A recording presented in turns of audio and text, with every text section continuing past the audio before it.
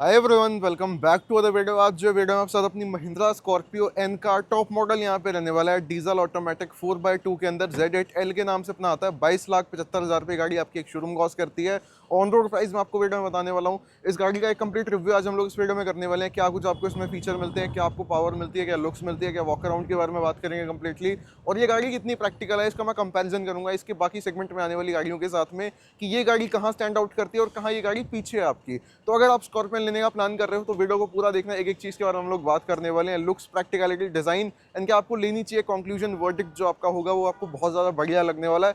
तो वीडियो पूरी देखना। Let's begin the walk around of this car. सबसे पहले अगर आप गाड़ी के साथ में ऑफर होने वाली की के सर में बात करते हो तो चाबी आप यहाँ पे देख सकते हो। लॉक एंड लॉक और बूट ओपनिंग का प्रोविजन मिल जाता है। दोनों सेम चाबियाँ मिलती है। बहुत ज़्यादा इस पर बात करने की ऐसे यहाँ पे नीड है नहीं, हर वीडियो में हम लोग सेम बताते हैं। अब अगर आप स्कॉर्पियन को देखते हो तो ये आज के टाइम पे 2026 में एक बहुत ज़्यादा रफ्ट ऑफ एसयूवी है जो कि आपको बहुत कम प्राइसिंग में मिल रही है। मतलब इस गाड़ी का अगर मुझे यहाँ पे कंपटीशन करना हो तो मैं इसके सेगमेंट वाली किसी भी गाड़ी से इसका कंपटीशन नहीं कर सकता। रीजन बीइंग कि ये जो आपको लुक्स ऑफर कर रही है, जो साइज ऑफर कर रही है, ये अकेली गाड़ी है जो एक सेगमेंट में आपको ऑफर कर सकती है। वो है फॉर्च्यूनर, जो कि इससे डबल में आने वाली गाड़ी है। डबल प्राइस आता है उसका कहीं ना कहीं। अगर ये आपको मान लो 25 लाख की पड़ती है तो वो 50 लाख की पड़ती है। ये 30 लाख की ऑन रोड आ रही है तो वो 60 लाख की आ रही है 4x4। अब अगर आप इस गाड़ी को यहाँ पे चूज करते हो, सबसे पहले तो आपको एक बढ़िया रोड प्रेजेंस मिल जाती है यहाँ पे। मतलब इस गाड़ी का अगर आप यहाँ पे साइज देखो, इसका व्हील बेस देखो, इसके फ्रंट लुक्स देखो, सामने से आपको वही सेम वही लुक मिलती है जो आपके टॉप मॉडल में आनी चाहिए गाड़ी की। सेम वही हेडलैम्प मिल जाते हैं, डीआरएस मिल जाती है, पार्किंग सेंसर फ्रंट में आ जाते हैं, ग्रिल मिल जाती है,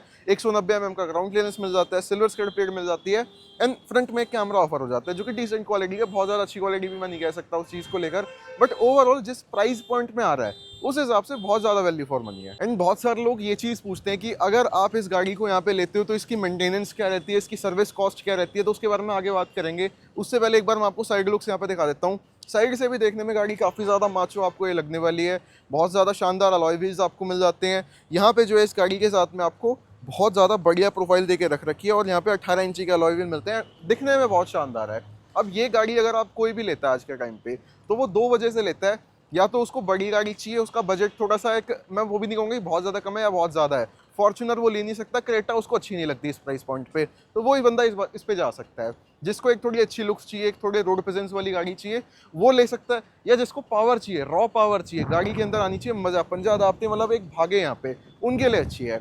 एक वाइट कलर में भी आ सकती है, ब्लैक कलर में भी आती है, ग्रीन कलर भी ले सकते हो उसके अंदर, मिडनाइट ब्लू कलर भी आता है आपका, सिल्वर कलर में भी आती है। लेकिन बिकते दो ही हैं सबसे ज़्यादा और रीसेल भी सबसे ज़्यादा अच्छी है, वाइट की और या फिर ब्लैक की। मैं अगर आप कोई भी स्कॉर्पियन लेने का प्लान कर रहे हो, मैं दो ही कलर आपको सजेस्ट करूंगा। नंबर 1 पे ले सकते हो, मेंटेन करने का है आपका कि भाई आप पीपीएफ करा लो उस पर। पीपीएफ के अगर आप इस पर खर्चा मान के चलते हो तो 60 से 70 हज़ार रुपये की इस पर पीपीएफ हो जाती है। और अगर आप ब्लैक कलर ले रहे हो तो आपको पीपीएफ करानी ही पड़ेगी, उसके बगैर काम नहीं चलेगा। अगर आप बिना पीपीएफ कराए इस गाड़ी को यूज़ करते हो, मैं लिख के दे सकता हूँ 2 साल के अंदर अंदर आपकी गाड़ी पूरी खराब हो जाएगी। इतने अजीब अजीब से मार्क्स आपकी बॉडी पे पड़ जाएंगे गाड़ी की, इतने अजीब सी हो जाएगी, कलर यहाँ पे इतना फेड हो जाएगा कि कल को रीसेल वैल्यू खत्म होएगी वहाँ पे।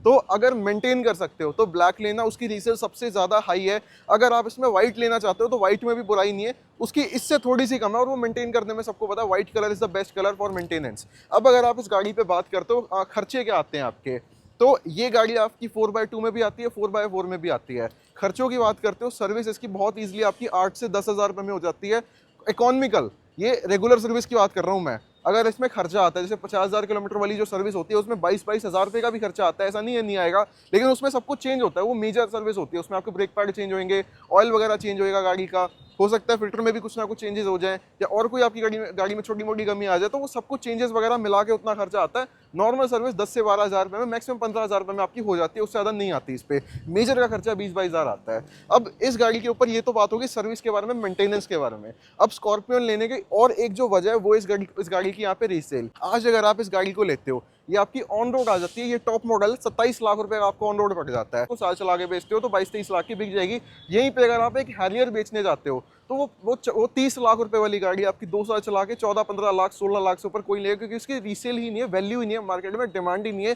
ये हर बंदा चाहता है, तो इसकी रीसेल बहुत तगड़ी है आज के टाइम पे। तो मेंटेनेंस से ये तो सारी बात होगी। अब इस पे हटके एक बार करते हैं प्रैक्टिकलिटी की बात। तो मैं आपको सबसे पहले एक बार इसके रियर लुक्स चेकआउट करा देता हूँ। टॉप मॉडल है, wiper washer, defogger, tail lamps वगैरह, पार्किंग सेंसर मिल जाते हैं, रिवर्स कैमरा मिल जाता है, रिक्वेस्ट सेंसर वगैरह सब कुछ मिल जाते हैं। फुट स्टेपर आपको दिख रहा होगा, यार अभी लगा नहीं हुआ फुट स्टेपर, ये रखा हुआ आपका, ये आपको यहाँ पे अंदर रखा हुआ मिलता है। फुट स्टेपर भी आता है टॉप मॉडल में, उस चीज़ की टेंशन मत लेना, सब कुछ मिलता है। अब ये बूट स्पेस से देखते हो ना आप, वैसे बहुत प्रैक्टिकल भी और नहीं भी है, क्योंकि अगर आप इसको यहाँ पे फोल्ड कर देते हो, ये जो सीट है आपकी, ये आपने इस तरीके से फोल्ड कर दी, तो फिर बूट स्पेस खत्म, फिर प्रैक्टिकलिटी खत्म। 240 लीटर का बूट स्पेस आता है, एट द सेम टाइम इसको फोल्ड कर देते हो वापस से तो 460 लीटर का मिल जाएगा। और टॉप मॉडल में क्या है, ये देखो, ये बेस मॉडल से टूल किट वगैरह भी मिल जाती है, और स्पेयर व्हील जो आपका गाड़ी के नीचे मिलता है वो आपको बेस मॉडल से मिल जाता है। तो उन चीज़ों में आपको ज़्यादा टेंशन लेने की ऐसी यहाँ पे नीड आएगी नहीं। रियर से भी देखने में बहुत सारे लोग कहते हैं कि यार इसकी लुक्स अच्छी नहीं है, ये थोड़ी वैगनर स्टाइल लगती है।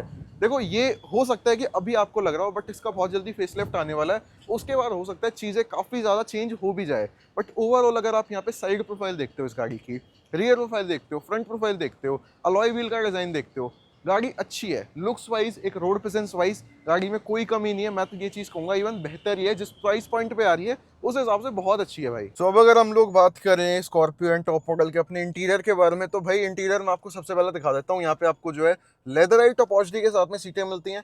कैमरा क्वालिटी आप चेकआउट कर सकते हो, जिस टाइप की आपको ऑफर होने वाली है। फ्रंट एंड रियर, ये फ्रंट कैमरे की क्वालिटी है, देख सकते हो यहाँ पे। एंड स्टीयरिंग पे cruise control, infotainment control, push start show button, चारों पावर विंडो, बढ़िया क्लस्टर, वेंटिलेटेड फ्रंट में दोनों seat, electronically parking brake with auto hold, torque converter gear box है, 6 स्पीड का आपको देके रख रखा है। 6 एयर बैग्स मिल जाते हैं यहाँ पे गाड़ी के साथ में, सनरूफ मिल जाती है, ऑटो डिमिंग फ्रेमलेस आयरन यहाँ पे मिल जाता है, electrical adjustable driver side seat देके रख रखी है, को ड्राइवर आपकी मैनुअल ही आती है, 8 इंच की डिस्प्ले मिल जाएगी with wireless Android Auto, Apple CarPlay, Sony के 12 स्पीकर का सेट गाड़ी के साथ में आता है। एंड यही कुछ सीन आपको यहाँ पे मिलने वाला है इंटीरियर के साथ में। अब इंटीरियर के बारे में मैं बहुत ज़्यादा बात नहीं करूँगा, गाड़ी के एक्सटीरियर में चलते हैं एक बार। इंजन वगैरह भी मैं आपको बताऊंगा आगे क्या कुछ है, और आपको क्या स्कॉर्पियन लेनी चाहिए, किसके लिए बेस्ट है, क्या क्रेटा, सेल्टॉस या एमजी हेक्टर में से आपको स्कॉर्पियन की तरफ जाना चाहिए। देखो, कंप्लीटली एमजी हेक्टर तो मैं कहूँगा इंटीरियर के लिए सिर्फ, एक्सटीरियर उसका बहुत ज़्यादा अच्छा नहीं है। एक्सटीरियर के मामले में देखो, स्कॉर्पियन भी बहुत अच्छी है, सेल्टॉस भी ठीक है अपने आप में, हेक्टर भी अच्छी लग सकती है किसी को यहाँ पे।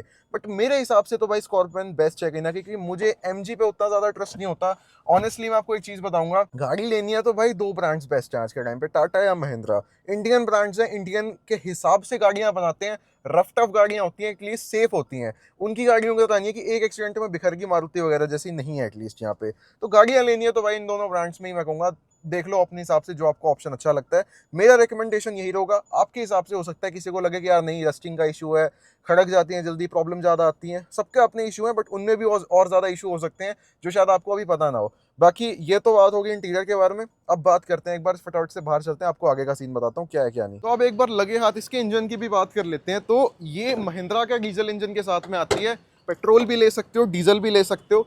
ये फिलहाल आज अपने साथ डीजल में, पेट्रोल की भी मैं आपको पावर बता दूंगा। ऑल्दो अब इस गाड़ी में आता है 2200 सीसी का डीजल इंजन, जो कि सेगमेंट के अंदर सबसे ज़्यादा पावरफुल है। इस सेगमेंट में एमजी हेक्टर आती है, सेल्टॉस आ जाती है, क्रेटा आ जाती है, ज़्यादा से ज़्यादा लेने की जाओगे सफारी आ जाएगी, हैरियर आ जाएगी। और अगर कुछ मिस हो गया तो कमेंट में बता देना क्या कुछ आ सकता है इस सेगमेंट में। मुझे तो अभी तक इतना ध्यान आया कि ये टॉप ऑप्शंस हैं जो एक कंज्यूमर के माइंड में आते हैं जब वो एक बड़ी साइज के एसयूवी लेने जा रहा है आज के टाइम पे। अब इसके अंदर आपको मिलती है 172 bhp की पावर, जो कि सेगमेंट लीडर है यहाँ पे। एमजी हेक्टर में जाओगे, एमजी हेक्टर में सबसे बड़ी प्रॉब्लम ये है कि डीजल के अंदर ऑटोमेटिक आता ही नहीं है, वो सिर्फ मैनुअल आती है। और पेट्रोल में जाओगे तो सीवीटी गियर बॉक्स आता है, जो कि उतना ज़्यादा शानदार है नहीं, इसमें मिलता है टॉर्क कन्वर्टर गियर बॉक्स, और वो निकाल के देती है। माइलेज की भी बात करते हो, पेट्रोल में उस गाड़ी की माइलेज 10-12 से ऊपर नहीं है, उतनी तो ये भी दे देगी, उसमें भी कोई कमी नहीं है। लेकिन एमजी जो है वो मुझे लगता है कि आज के टाइम पे उतना ज़्यादा रिलायबल चीज़ नहीं है। सबसे पहली चीज़, एक तो चाइनीज़ ब्रांड है, उतना ज़्यादा ट्रस्ट नहीं बन सकता, कल को रीसेल उतनी ज़्यादा खास नहीं है, पार्ट्स अवेलेबिलिटी उतनी जल्दी नहीं है जितनी इनकी है। महिंद्रा इंडियन ब्रांड है, पार्ट्स आपको आज ऑर्डर करो बहुत जल्द मिल जाते हैं, और रीसेल भी नहीं है फिर उस गाड़ी की, जो ये आपको दे सकती है। अब इसमें पेट्रोल में लेने जाओगे तो पेट्रोल में ये गाड़ी 200 bhp की पावर ऑफर करती है, वो भी सेगमेंट लीडर है यहाँ पे। अब मैं आपको एक कंपैरिजन बताऊँ, एक छोटा सा कंपैरिजन। इस बजट में अगर आप क्रेटा डीजल लेते हो, उसमें 114 bhp मिलती है, यहाँ 172 bhp है। फर्क सोचना है एक बार कितना है, जमीन आसमान का। इवन माइलेज का बस एक बार कंसर्न रखना। माइलेज अगर आप, मैं कहता हूँ कोई कितनी मर्जी बातें कर ले, लेकिन डीजल की माइलेज 15 से ऊपर नहीं है, ज़्यादा से ज़्यादा, वो भी बहुत अच्छी ड्राइविंग करोगे तो है 15 भी, मैक्सिमम 12-13 की होती है इनकी गाड़ियों की। सिटी में डीजल निकाल देगा आपको 6 से 8 की। पेट्रोल जाओगे तो सिटी के अंदर जो माइलेज डीजल दे रहा है वो हाईवे पे पेट्रोल देता है, यानी कि 8 से 10 की आपकी रहती है on highway in petrol. City में जाओगे तो सिटी में पेट्रोल आपको निकाल के देता है 4 से 6 की। जिस प्राइस पॉइंट पे आ रही है, अगर कोई फॉर्च्यूनर लेने जा रहा है, आई डोंट थिंक सो वो इसको देखेगा, बट अगर कोई यही लेना चाहता है इस प्राइस पॉइंट पे, उसके लिए ये बेस्ट है। सो अब बात करते हैं वर्डिक्ट के बारे में, कंक्लूजन के बारे में, किसको स्कॉर्पियन लेनी चाहिए, किसको नहीं लेनी चाहिए। अब ये इसका टॉप मॉडल है, 27 लाख रुपए का आ रहा है डीजल ऑटोमेटिक में। डीजल मैनुअल चले जाओगे यही वेरिएंट 1 लाख सस्ता आ जाएगा, 26 के आसपास आ जाएगा। अगर आपका 15 लाख रुपए का एक मिनिमम बजट है तो, और 30 लाख रुपए तक का एक मैक्सिमम बजट है, तो इस बजट में आपको मल्टीपल वेरिएंट मिल जाते हैं। Z2, Z4, Z6, Z8 select आ जाता है, Z8T आ जाता है, उसके बाद ये टॉप मॉडल है Z8L आता है आपका। इस बीच में आप अपने लिए सिलेक्ट कर सकते हो। आपको हर वेरिएंट के अंदर सिवाय Z6 में पेट्रोल का ऑप्शन मिलता है, हर वेरिएंट के अंदर डीजल का ऑप्शन मिलता है। Z4 से आपको 4x4 का ऑप्शन मिलना भी स्टार्ट हो जाता है। बेस मॉडल Z2 नहीं आती, बस Z4 से 4x4 भी आनी स्टार्ट हो जाती है। और दो 4x4 4x2 में माइलेज का भी थोड़ा बहुत फर्क आता है, ज्यादा नहीं, थोड़ा बहुत आएगा, बट प्राइसिंग का फर्क आएगा। 4x4 4x2 से 1 से 1.5 लाख महंगी ही आती है, आपकी सस्ती नहीं आएगी कभी यहाँ पे। तो वर्डिक्ट जो है वो कंप्लीट आपके हाथ में। मैंने आपको सारी गाइडेंस दे दी यहाँ पे, सर्विस से रिलेटेड हो, मेंटेनेंस से रिलेटेड हो, रीसेल से रिलेटेड हो, पावर से रिलेटेड हो, प्रैक्टिकलिटी से रिलेटेड हो, या फीचर से रिलेटेड हो। इसके अलावा अगर इन सब पॉइंट से हट के आप कोई गाड़ी के साथ कंपैरिजन चाहते हो इसका, तो मुझे कमेंट में बता दो। इसके अलावा अगर आपकी कोई क्वेरी है मुझे आप कमेंट में पूछ सकते हो, इंस्टा पे पूछ सकते हो। बाकी आज की वीडियो के लिए इतना ही। वीडियो अगर आपको अच्छी लगी तो अपने वीडियो को लाइक करके जस्ट चैनल को सब्सक्राइब करना है। This is all about this video. मिलते हैं किसी नेक्स्ट वीडियो में, तब तक के लिए thanks for watching and bye bye.